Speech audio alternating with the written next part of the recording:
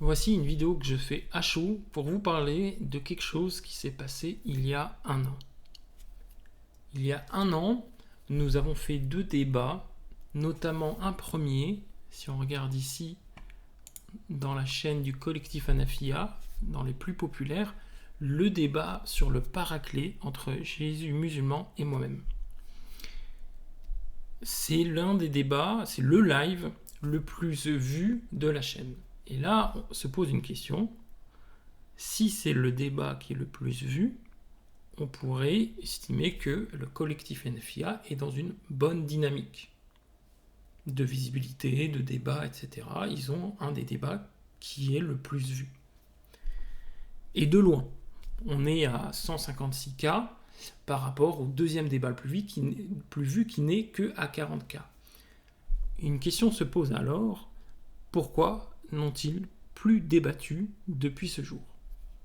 Regardez, si je vais dans le plus récent, et ici je descends pour regarder toutes les vidéos, la première vidéo dans l'ordre anti-chronique va être celle-ci.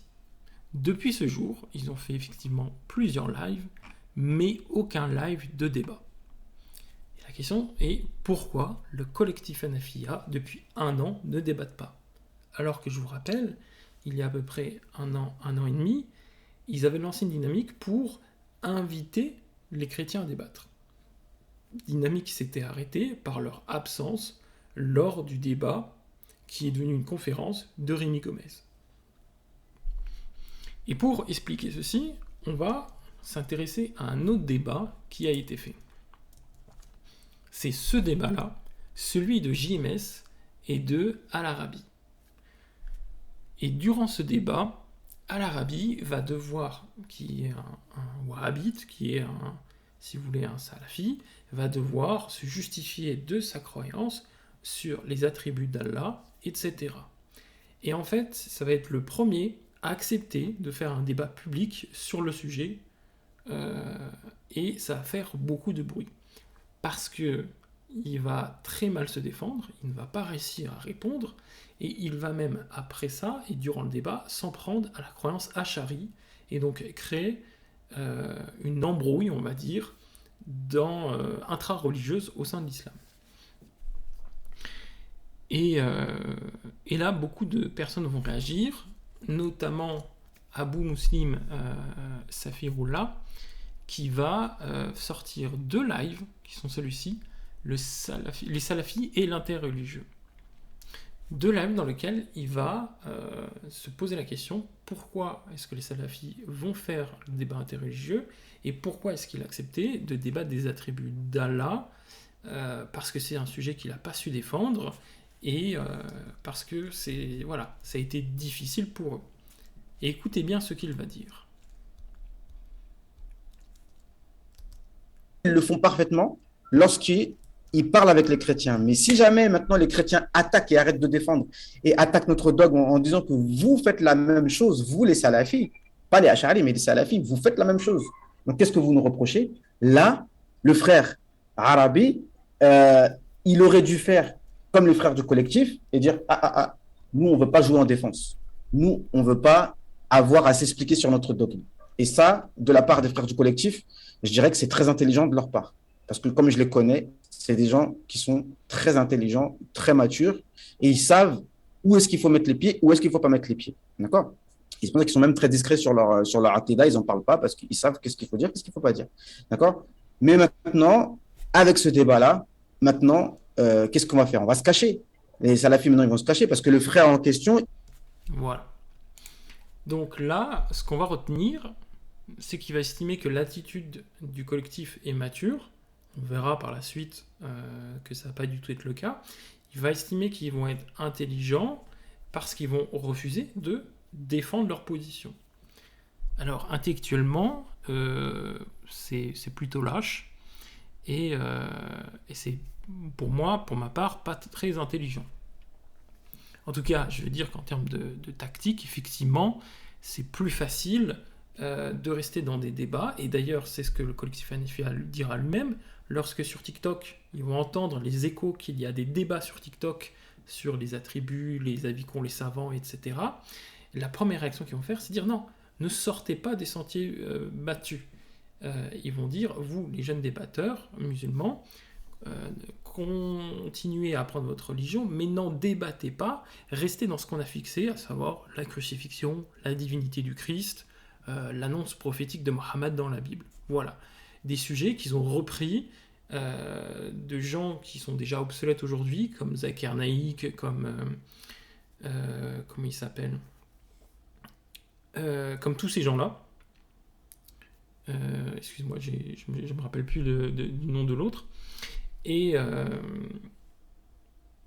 ils vont reprendre en gros toutes des thématiques qu'ils ont l'habitude d'aborder, etc. Sauf que justement, ce débat-là, il a sonné un changement dans l'interreligieux, qui est que les débats maintenant doivent être transversales, et les musulmans vont devoir se défendre en gros de leur croyance et aussi de leur akida, ce qui correspond à la croyance.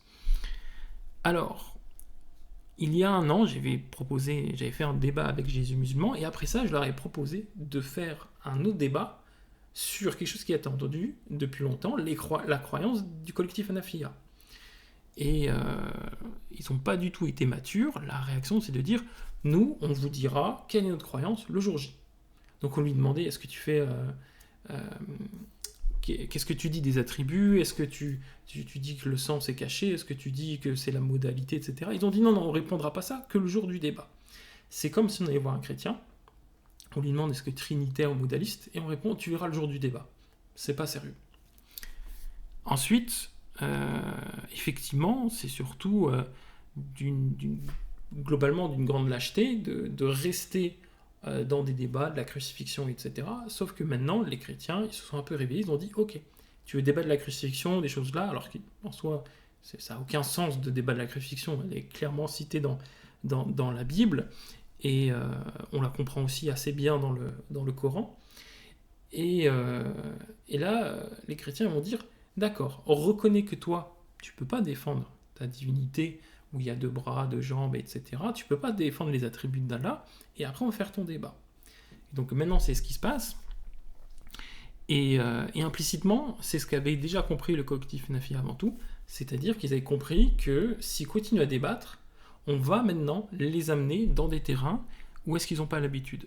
Et c'est la raison pour laquelle, et j'ai attendu 1 an avant de vous le dire, pour vraiment qu'il y en ait la preuve, ils ne vont plus débattre.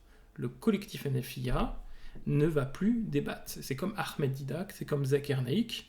C'est des gens, aujourd'hui, les arguments, ils sont réfutés depuis longtemps. Ils tournent sur, par exemple, le fait de nier la double nature, le fait d'essayer de jouer sur des ambiguïtés ou des interprétations personnelles du texte en ayant une herméneutique avec une grille de lecture islamique qui leur est totalement propre, pour essayer de dire non, il n'y a pas de crucifixion dans la Bible. Tout ça, ce sont des débats qui ne marchent plus aujourd'hui, ce sont des arguments qui ont déjà été réfutés, et les chrétiens, maintenant, ne font plus ce genre de débat. Et d'ailleurs, certains musulmans l'ont très bien compris, et ils ont complètement abandonné l'herméneutique, parce qu'ils savent très bien qu'ils ne vont pas pouvoir argumenter sur ce terrain-là, ils vont commencer à entrer dans des débats de métaphysique, etc., parce que là, on est un peu plus libre de dire ce qu'on veut, et de penser ce qu'on veut, on est moins figé dans le texte, et c'est, entre parenthèses, un peu plus facile de s'en sortir sur un débat philosophique que sur un débat textuel. En attendant, la conclusion de tout ça, c'est comme vous l'avez vu, ces 2 débats, le mien avec Jésus musulman et de JMS avec Al-Arabi, ont sonné un changement qui aujourd'hui, 1 an après, se remarque, qui est que les chrétiens maintenant vont débattre sur la théologie islamique. Et c'est pour ça que le collectif Hanafiya est un collectif qui ne débattra plus, qui certainement se contenteront de faire des vidéos, de faire des lives, des méditations du Coran, des lives, ce qu'ils font actuellement, comme on peut le voir, ils ont une activité sur leur chaîne, ils vont faire des vidéos pour critiquer Jack Le Fou, etc. Mais réellement, ils ne vont plus débattre, ils ne font plus partie de la scène des débatteurs. Merci à chacun pour avoir écouté ce partage, et je vous dis à la prochaine.